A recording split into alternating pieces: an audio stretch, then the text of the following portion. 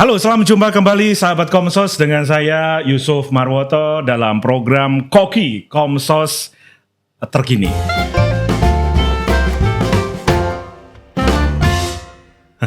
Koki Komsos Terkini. Keren banget ya namanya, jadi kontennya juga pasti keren. Karena kita akan kembali ngobrolin tentang pesan paus di Hari Komunikasi Sosial yang ke-58. Judulnya mungkin dari sahabat Komsos ada yang pernah baca, ada yang belum. Nah ini saya kasih tahu ya. Judulnya dari pesan paus di Hari Komunikasi adalah kecerdasan artifisial dan juga kebijaksanaan hati menuju komunikasi yang sungguh manusiawi. Dalam banget kan ya pesannya gitu kan. Jadi kita seringkali merasa bahwa komunikasi ini adalah sesuatu yang biasa-biasa saja karena sudah kita praktekkan setiap saat, setiap hari. Padahal di dalam komunikasi itu ada kekuatan yang sangat besar untuk bisa mempengaruhi orang, untuk bisa mengubah kehidupan orang, untuk bisa memperluas cakrawala pengetahuan mereka, untuk bisa melakukan apapun itu dilakukan dengan cara komunikasi. Nah, berkaitan dengan hal itu, kita tahu bahwa yang namanya manusia ya ketika belajar komunikasi gitu kan, itu kan memang memandang mamanya, orang tuanya gitu kan, dan dia mulai belajar tentang komunikasi itu dimulai dari mana? Bukan di sekolah, bukan di gereja, bukan di lingkungan, tapi dari keluarga. Karena itu ketika kita menarik itu sangat penting kalau kita mengundang tokoh-tokoh keluarga untuk hadir dalam perbincangan kita ini. Karena bagaimanapun juga dari keluarga lah kita memulai sebuah komunikasi yang baik, komunikasi yang barangkali kalau teologisnya injili gitu ya, komunikasi yang membawa sukacita, komunikasi yang membawa harapan kepada orang lain.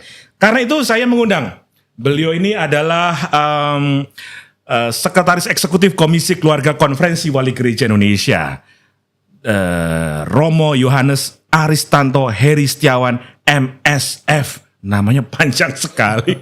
Saya nggak tahu panggilannya apa nih Romo. Panggilannya Morris. Morris ya. Morris itu singkatan dari Romo Aris. Ya. Oke. Halo Romo, apa kabar Romo? Luar biasa, baik sekali. Luar biasa ya. Baiknya seperti apa Romo? Baiknya itu segala sesuatu sudah tertata, tersiapkan, semangat, gembira, dan mantap. Mantap, weh.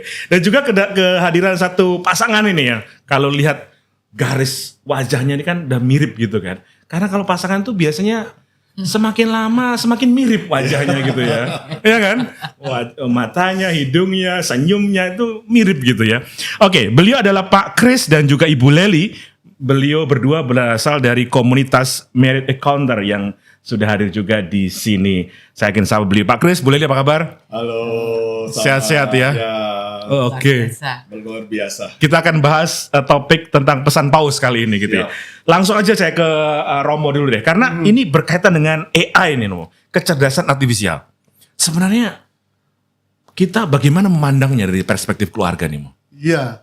Yang pertama kan kita perlu tahu bahwa kecerdasan artifisial itu kan mulai itu sebetulnya kan dari komputer dulu.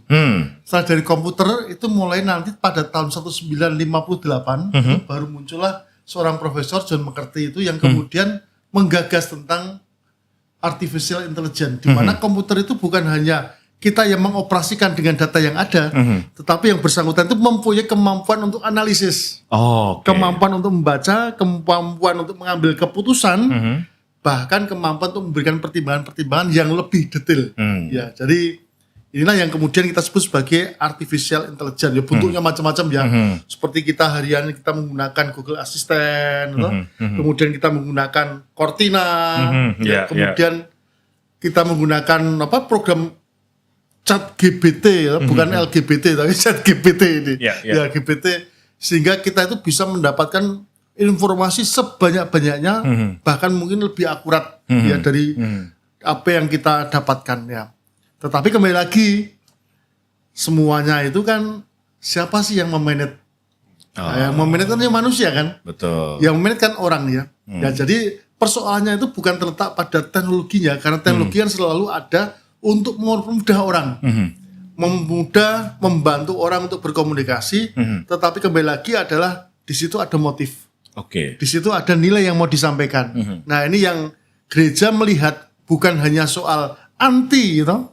Kan banyak mengatakan, wah Gereja itu anti artificial intelligence, tidak. Gereja mengikuti teknologi, tetapi selalu mengingatkan bahwa teknologi, di balik teknologi itu selalu ada yang tidak boleh ditinggalkan, yaitu nilai-nilai sisi kemanusiaan kita.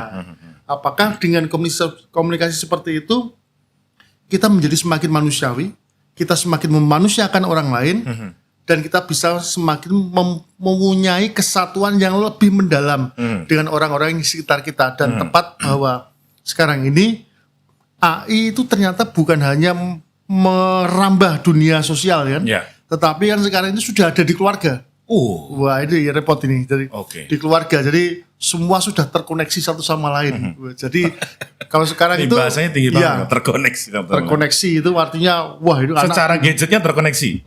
Hatinya nggak tahu terkoneksi. Ini harapannya. Tetapi kembali lagi kadang-kadang koneksi dengan dunia luar itu jauh lebih penting daripada koneksi dengan orang yang ada di depan kita. Jadi artinya memang apakah ini menjadi tantangan yang serius bagi keluarga? Ya pasti. Kehadiran seperti yang juga menjadi pesan Paus gitu ya. Betul. Kalau ini tantangan betul serius, tapi karena kalau tidak diseriusi, nah komunikasi kita menjadi komunikasi unhuman, komunikasi yang kering gitu, komunikasi yang berbasis pada data, knowledge. Tetapi komunikasi yang merekatkan, membuat komunion, membuat kesatuan itu ya susah tercapai. Makin pudar gitu ya. Coba kalau kita mengatakan kepada pasangan LGBT, apakah kamu mencintai saya? Jawabannya gimana? Iya, gimana tuh ya? Tapi kalau kita bertanya apa itu cinta, paham. Bagaimana perasaanmu terhadap saya? Tidak bisa. Bagaimana pandanganmu terhadap saya? Atau bagaimana pengalamanmu? Apa yang kamu alami tentang hidup saya? Itu kan tidak bisa. Jadi selalu kembali lagi bahwa AI itu terbatas. Walaupun stoknya itu banyak ya, tetapi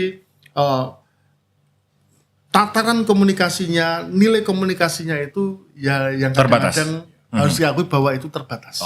Baik. Saya ke Pak Kris dan juga Bu Leli dulu ya. Ini boleh sharing-sharing. Kalau pengalaman Pak Kris dan Bu Leli dalam keluarga, putra-putri udah berapa nih? Ya, makasih Mas. Kami kebetulan hanya mempunyai satu putri tunggal. Oh, satu putri, Sekarang usia 28 tahun. Dan sekarang bekerja jauh dari kami. Oh, waduh. Tapi ngomong-ngomong soal keluarga, kalau dipandang dari perspektif keluarga, kehadiran AI seperti ini, teknologi tinggi seperti ini bagaimana? Ya, menurut saya ya, AI itu sekarang itu luar biasa, membuka cakrawala dalam kehidupan kami. Saya kan suka mendengar musik ya. Dulu koleksi lagu-lagu saya kan biasa pakai CD, atau dulu mungkin masih ingat ya Mas, yang pakai kaset yang pakai pitanya itu ya. Diputar pakai gitu. Nah, sekarang dengan kemajuan zaman pakai Spotify itu sangat memudahkan sekali ya. Jadi dia bisa menghadirkan lagu-lagu yang memang kita suka gitu betul. Dan kadang-kadang pun setiap bulan kan biasanya direkap kan. Oh ini lagu-lagu yang biasa Anda dengar. Dan setelah saya dengar, wah ini semua lagu yang saya suka ini. Kadang-kadang saya bertanya, kok bisa ya seperti ini? Jadi hidup kami itu sangat dipermudah. Dengan AI seperti itu ya? Tapi bukankah ini lalu katakanlah anak-anak kita menjadi malas? Karena dikit-dikit misalnya ada tugas di sekolah ya, tolong buatkan narasi atau tulisan karangan lah gitu ya. Tinggal buatkan karangan 5 lembar, topiknya tentang ini dan sebagainya jadi. Gimana sebagai orang tua melihat hal ini? Kami mengingat waktu Michelle, nama putri kami itu, waktu kuliah, waktu itu di Australia, 1 bulan awal saja dia sering bertanya kepada ibunya, Mami, ini kalau mau masak rawon ini caranya gimana? Tapi setelah 1 bulan, itu sudah tidak pernah bertanya lagi. Ibu bertanya nggak? Kenapa nggak pernah bertanya lagi? Ya, saya juga ada khawatir ya. Apakah dia nggak pernah masak lagi? Hanya untuk jajan saja kan ya? Nah, saya tanya. Dia bilang, enggak lah Mami, saya masih tetap masak. Dia bilang, terus kenapa? Kamu sudah tahu masak? Ya, tahu lah katanya. Saya tinggal tanya ke YouTube. Astaga. Dan saya merasa perhatian anak kepada saya itu mulai geser. Ya, jadi komunikasi kami itu juga tergeser ya. Kalau mereka mau menanyakan sesuatu masakan itu tergeser juga ya. Romo Haris, apa yang hilang dengan adanya hadirnya teknologi tinggi seperti AI? Apa yang hilang dalam keluarga? Justru katanya ya, yang didapatkan itu ya, semakin kita tenggelam di dalam teknologi, semakin sendiri, semakin kita menemukan kesepian. Oh. Aneh ya. Kita itu connecting dengan banyak orang, paradoks. Kita semakin connect dengan banyak orang, semakin banyak dengan orang, tetapi justru kita mengalami kesepian. Dan kalau kita disconnect dengan banyak orang, tetapi fokus pada orang yang ada di samping kita, dan yang tinggal bersama kita, itu juga kita tidak akan mengalami kesepian, tetapi mengalami kepenuhan. Ini paradoks. Jadi sebetulnya kalau yang hilang ya itu, yang hilang bahwa kita itu akhirnya tidak menemukan yang namanya perasaan dicintai, perasaan dikasihi, gitu. Kesatuan hati, bahwa hidup saya itu penting bagi orang lain, sentuhan fisiknya tidak ada, itu yang hilang, betul-betul hilang. Dan itu ya akhirnya relasi kita jadi kering. Ibaratnya relasi sejauh kita perlu saja. Gitu. Tapi menarik bahwa dalam pesan Paus ini justru gereja tidak, tadi Anda katakan tidak menolak. Tidak menolak ya. Justru menerima tapi dengan kehati-hatian tentu saja gitu ya. Dengan sikap waspada. Waspada gitu ya. Jangan sampai ya sama seperti kalau kita itu mendapatkan senjata ya. Senjata itu kan baik ya. Tetapi kembali lagi waspada bahwa senjata itu kalau tidak kita pakai dengan bijaksana bisa melukai diri sendiri dan bisa melukai orang lain. Ya seperti itulah. Betul ya. Walaupun kita harus tahu juga bahwa di balik suatu teknologi itu selalu ada ideologi yang tersimpan atau konsekuensi yang akan kena pada setiap orang ya. Mau tidak mau kan sekarang kita itu kalau pergi tergantung pada Google tuh. Betul. Tergantung pada bahasa tuh. Iya. Coba cari yang lain coba. Apa? Susah. Susah. Saya tadi kesini pakai Google juga. Mengaku dosa sebenarnya. Ya kan, ya hal sederhana. Akhirnya kan kita mengalami ketergantungan. Iya. Nah, dan ini kan akan terjadi. Kita beli tiket sekarang. Apakah kita akan beli tiket pergi ke loket? Diusir sama tukang. Ya. Tetapi kita beli tiket ya sudah lewat aplikasi-aplikasi dan beli makanan juga pakai. Iya betul. Dan ya segala sesuatu mudah, tetapi kan itulah yang kadang-kadang ketika semuanya hilang, misalnya ya, amit-amit, mati listrik lah, internet mati, nggak ada, lah, hilang semua. Yang rame-rame di sosial media hilang. Nah, kalau nggak ada listrik gitu. Ini pernah terjadi ketika kami memberi retret, sinyalnya mati. Nah, anak-anak tuh nggak fokus untuk retret. Yang difokuskan apa? Romo sinyalnya kapan hidupnya coba. Padahal itu retret loh itu. Iya. Wah lah ini. Jadi ternyata apa ya? Teknologi juga itu membuat orang itu mengalami ketergantungan dan ini tetap harus kita waspadai. Selain nilai yang harus kita wartakan, tetapi ada aspek ketergantungan sehingga tanpa itu kita itu tidak bisa berbuat apa-apa. Jadi kadang-kadang saya membayangkan suatu saat ya mungkin kita tidak punya listrik. Suatu saat ya kita mungkin tidak punya internet karena ada badai atau apalah. Bagaimana kita bisa hidup? Ya. Kalau kita tidak bisa hidup berarti kita sudah bergeser nilainya. Kita tergantung benar ya. Tetapi kalau kita itu bisa hidup survival, ya berarti kita bisa melihat bahwa teknologi itu adalah sarana bagi kita untuk hidup. Yaitu saya membayangkan itu saja. Maka Bapak Suci juga menurut saya melihat esensinya ya, pokoknya dari sebuah artificial intelligence itu sebagai sebuah kebijaksanaan hati yang perlu dipegang. Karena ketika semuanya hilang itu apa sih yang tinggal? Ya akhirnya kebijaksanaan hati. Ini menarik karena seakan-akan Paus mencoba mengkontraskan antara satu sisi perkembangan teknologi yang sangat tinggi, tapi satu sisi dengan hati, kebijaksanaan. Itu kan sesuatu yang kuno gitu lah. Memang dari dulu itu gitu, tapi tetap dibawa dalam konteks teknologi terkini. Sebenarnya apakah memang kita harus hidup dalam dua hal itu? Jadi tidak pilih salah satu. Sebetulnya bukan dua hal, antara pikiran dan perasaan. Jadi antara tindakan dan nilai sebetulnya. Antara fakta dan nilai itu kan tidak boleh dipertentangkan. Tapi kan memang tetap jalan bersama-sama. Kalau kita ini headnya jalan sendiri, kemudian perasaannya nggak jalan ya berat, akan timpang orangnya. Tetapi kan dua-duanya harus jalan bersama. Dan inilah yang sebetulnya Paus ingatkan ketika kita maju dalam satu sisi, jangan lupa kita juga harus maju dalam sisi yang lain, supaya kedua-duanya itu menjadi seimbang. Itu sebetulnya Paus itu mau menjaga supaya kita tadi. keseimbangan, bukan soal pilihan ya itu, tapi soal menjaga keseimbangan. Oke, dua-duanya keseimbangan itu pesan dari Paus dalam konteks hari komunikasi ini gitu ya. Nah, Pak Kris dan Bu Leli ini kalau bicara di keluarga gitu kan, sekarang ya saya kadang-kadang prihatin juga gitu. Anak-anak itu habis waktunya di depan gadget mereka. Betul. Iya kan? Sehingga ada orang tuanya juga senang gitu loh. Ketika anak-anak sibuk dengan gadget mereka happy gitu. Saya nggak ada yang ganggu lagi gitu kan. Saya bisa nonton juga Korea gitu kan. Bisa main game sepuasnya juga. Melihat ini kan ini nggak ideal sebagai keluarga Katolik gitu. Apa yang menjadi tanggapan Anda berdua? Ya, memang kemajuan teknologi ini satu pihak memang sangat membantu ya. Aha. Tapi di pihak lain itu menjadi ancaman ya. Ya memang beruntung pada saat Michelle masih kecil, kemajuan teknologi itu belum semaju sekarang ya. Ya. Kalau zaman sekarang anak-anak mau makan aja supaya bisa cepat makan, dikasih apa di depannya? Dikasih HP. supaya katanya cepat makan. Iya. Nah, pada saat Michelle mulai remaja itu, pada saat itu kami sudah paham mengenai ini, kami coba bahwa ini sangat berbahaya. Maka di tiap kamar tidurnya di Michelle itu kami sudah sampaikan bahwa ini tidak boleh ada TV. Ya. Jadi kalau mau TV nonton bareng-bareng di ruang tamu. Oke. Cuma masalahnya sekarang ada TV yang selalu melekat di dalam HP. yang di sini ya. Nah ini masalahnya. Nah ini kami sikapi kadang-kadang pada saat kami makan, kami coba juga mengontrol diri kami. Karena kadang-kadang kami juga memberikan contoh. Walaupun kami sudah bilang kalau makan bersama ini harus jangan dipegang ya. Tapi kadang-kadang kami juga tergoda untuk melihat ya. Nah itu di sana kami juga berjuang ya. Kami sebagai orang tua melakukan apa yang kami ajarkan. Nah ini memang kadang-kadang penuh tantangan. Ini artinya keteladanan itu penting gitu Ya kan? betul.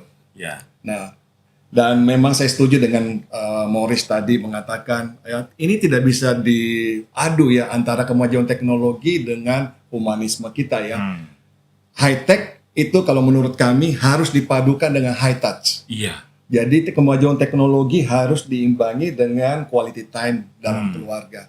Maka kami kalau dalam keluarga kami, sekarang kan dia jauh di luar kota. Kami sudah tetapkan, 1 kali dalam seminggu kita ngomong, kita ngobrol. Nah biasanya kami luangkan waktu malam setelah dia pulang kerja. Saat ini dia sudah mulai kerja dan kami luangkan waktu itu setiap Selasa malam untuk berjumpa bersama Michelle. Ya, terkadang juga karena kami jauh, kami tidak bisa makan bersama ya. Tetapi kami buat video video call. Dia makan di sana dan kami juga di rumah makan. Jadi seakan-akan memang kami duduk bersama dengan anak kami untuk makan bersama ya, walaupun dia di tempat yang lain ya. Tetapi ya itu membuat sesuatu kedekatan yang tidak lepas juga ya, karena dia sedang makan, kami juga makan, kami bisa ngobrol dengan sangat baik melalui video call ya. Jadi ya itu memang bisa disiasati dengan cara itu. Tapi memang itu juga tidak bisa kami pungkiri, kami 24 jam berdekatan ya. Tapi hampir untuk ngobrol saja sejam aja tidak ada. Iya. Nah ini kita karena disibukin dan kita harus membaca semua berita-berita, ada yang manggil, ada yang minta tanya apa. Nah ini yang kita fokusnya cuma ke sini ya. Nah ini yang sehingga kadang-kadang memang kami harus membuat satu kesepakatan untuk quality time. Oke. Berarti kadang-kadang saya mematikan HP 3 hari, Bu. Ini baru hidup hari ini tadi. Biasanya itu dimatikan kalau ada tagihan. Romo tahu aja nih. Tapi ngomong-ngomong, menarik bahwa apa yang disampaikan Bu Leli tadi. Saya teringat bahwa kekatolikan itu kan lekat dengan tradisi sebenarnya. Dan tradisi ini kan sesuatu yang dihidupi dengan hati juga gitu kan. Menjadi sesuatu yang bukan sekedar ritual tapi juga ada makna spiritual.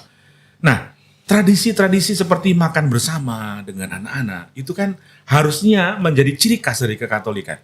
Romo ada suggestion nggak, ada advice nggak kepada keluarga-keluarga Katolik supaya walaupun teknologi berkembang pesat dengan artificial intelligence dan nextnya lah kita nggak tahu lagi apa gitu kan, apa tradisi-tradisi dalam keluarga Katolik yang harus kita jaga supaya tetap menjaga nilai-nilai kekatolikan?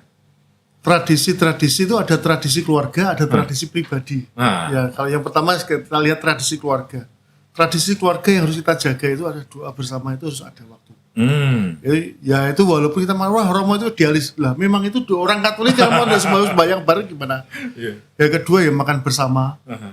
Setidak-tidaknya ketika kita bisa ada waktu makan bersama, kita pakai untuk makan bersama. Atau kalau satu hari kita tidak bisa makan bersama, ya kita kumpul pada satu hari dalam satu minggu untuk kumpul bersama. Yang kedua ya waktu ngobrol bersama dan santai bersama. Ya karena apa ya? Kalau kita mau jujur sebetulnya mengapa kita itu tidak bisa bersama itu karena kan kadang-kadang ada konflik. Ya, mengapa kita pegang HP, pegang gadget itu karena kita ada konflik biasanya. Dan konflik itu biasanya tidak terjembatani. Tetapi kalau orang enjoy dengan pengalaman kebersamaan, enjoy dengan sentuhan fisik, enjoy dengan ungkapan sayang, nah itu pasti akan meninggalkan HP dengan rela kok. Jadi ya doa, makan bersama, waktu bersama, kumpul keluarga itu sudah menjadi waktu-waktu penting. Ya. Nah, seperti saya pribadi itu baru buka HP sekitar jam 6. Jam 6 pagi atau 6 pagi. 6 pagi. Nah, kemudian selesai ya jam 10 maksimal. Setelah itu saya tidak angkat HP. Ya. Pantesan saya telepon nggak pernah diangkat ya, Bang. Karena tidak terdaftar di surga. Enggak. Enggak, saya belum punya nomor Romo juga gitu. Nah, kan kita berpikir, waduh ini nanti kalau ditelepon gimana ya, nanti setelah jam 10 gimana ya. Kan bisa WA gitu ya. kan. Dan kadang-kadang kan, ya ini soal, kembali lagi kan kita berhadapan dengan soal budaya ya. Nah, kalau kita dengan orang-orang yang disiplin dalam waktu, dalam satu budaya tertentu, misalnya kita sebut saja Belanda dan Jerman. Kita itu sudah selesai kerja, ditelepon bosnya juga tidak akan diangkat. Ya artinya, dan tidak terlalu banyak ranah privat yang diupload ya, diupload di dalam yang namanya space public ya. Tetapi mereka itu ya sangat hati-hati untuk mengupload foto-foto privatnya di ruang publik, dan kontak-kontakannya juga tidak terlalu sering ya. Jadi saya tuh banyak punya teman-teman dari luar negeri juga. Mana yang paling kontak banyaknya? Orang Indonesia. Penggunaan gadgetnya itu tinggi sekali. Iya, betul itu. Saya itu tinggi. Betul. Yang paling tinggi satu untuk WhatsApp, yang kedua untuk main Mobile Legends. Itu misalnya ya. Tetapi untuk teman-teman yang saya tanya, padahal anak muda itu ya. Dan kamu gak ada pakai, kok baru balesi itu setelah sekian lamanya. Apa terlalu sibuk? Mau tinggal balesi kan bisa. Mereka enggak model gitu. Jadi mereka modelnya kalau pas saya kosong saya baru bisa balas. Atau nanti malam saya baru bisa balas. Modelnya gitu. Nah, kita berpikir kelamaan loh. Tetapi itulah yang terjadi. Oh ya, ternyata mereka itu meletakkan gadget sebagai gadgetnya. Dan kalau beli tidak beli yang terbaru. Berusaha perlunya saja. Ya. Dan setelah itu ya sudah. Tapi aneh, kok teknologi berkembang di sana ya? Nah, ya itu. Mungkin ada yang bisa menjawab, bisa kirim WA di sini ya. Hadiahnya sepeda. Gambar. Ya, itu tapi, aneh bro, itu aneh bro. Jadi saya mencermati, mengapa teknologi-teknologi itu justru berkembang di antara orang-orang yang sebetulnya dia menggunakan teknologi secara bijak itu. Terbatas gitu terbatas, kan. Ya coba yang membuat Facebook, apakah dia pakai Facebook? Apakah dia mengizinkan dia kemana itu? Katanya sih kalau kemarin kan keluar meme juga kan. Iya. Pendiri Facebook anaknya nggak diminta untuk main Facebook gitu kan. Iya. Kan hal-hal seperti itu kan. Oh ternyata mereka itu, ini bukan soal mereka tidak mencari produknya sendiri ya. Tapi orang ini ternyata dia punya etika di dalam bermedia. Dan itu yang dia kembangkan. Jadi saya harus menjaga diri saya sendiri. Saya harus menjaga keluarga saya harus menjaga juga relasi saya dengan orang. Selalu ada yang namanya zona privat yang harus saya jaga. Di dalam hidup saya pribadi, zona keluarga yang harus saya jaga. Nah setelah itu baru zona orang luar. Ya itu memang butuh disiplin. Baik. Dan tetapi harus kita akui di Indonesia itu termasuk pengguna gadget yang paling tinggi. Paling tinggi. Harus diakui termasuk tinggi ya. Iya. Karena itulah ada Komsos gitu. Komunikasi sosial. Iya, termasuk yang mempromosikan penggunaan gadget. Tapi itu kebaikan Tuhan. Nah, ini yang terakhir punchline-nya benar. Sahabat Komsos ini menarik ya, karena kita bicara bagaimana teknologi tidak kita tolak, tetap kita terima, kita manfaatkan, tapi untuk kebaikan bersama. Tadi disampaikan juga menjadi pesan Paus bahwa bagaimana dengan teknologi yang tinggi, komunikasi kita justru harus lebih manusiawi. Tadi Pak Kris menarik tuh ungkapannya, high tech, high touch gitu ya. Semakin tinggi teknologi justru kita harus semakin dalam menjalin relasi kita dengan sesama kita. Nah mungkin di sesi terakhir nih, Romo Aris mungkin bisa memberikan penutupan atau advice kepada kita semua, Romo? Ya. Kalau kita itu ingin hidup baik, ya, berarti kita harus juga menggunakan teknologi secara baik. Ya. Jadi bagaimana cara kita menggunakan itu akan kita temukan di dalam buah yang kita rasakan. Jadi kalau kita menggunakan untuk kebaikan, buahnya juga akan untuk kebaikan kita. Betul yang diungkapkan Bro Chris, ya high tech ya memang perlu High touch. high touch dan high heart. Tambah satu Yang lagi. terakhir tadi hanya level pastor. Kita mundur aja. High heart dengan hati ya, dengan hati. Berkomunikasi dengan hati. Hati itu kan lebih kompleks daripada soal pikiran. knowledge ya, Yeah. soal pengetahuan, soal analisis. Semua kan head semua. Tapi hati itu yang menyangkut soal perasaan, nilai-nilai, dan itu yang tidak akan ditemukan di dalam teknologi. Termasuk artificial, termasuk robot. Oke. Baik. Jadi dengan pesan Paus ini kita diajak sebenarnya meditasi teknologi gitu ya. Merenungkan kembali tentang teknologi. Oke, dari Pak Chris dan Bu Leli ada pesan apa nih kepada sahabat Komsos? Ya, sahabat Komsos, saat ini adalah mustahil kita terpisah dari kemajuan teknologi. Maka bersahabatlah dengan teknologi, tapi gunakanlah hati kita untuk menjalin relasi satu sama lain. Dan kami yakin kita tetap bisa terjalin erat dalam keluarga menggunakan kemajuan teknologi. Oke, terima kasih.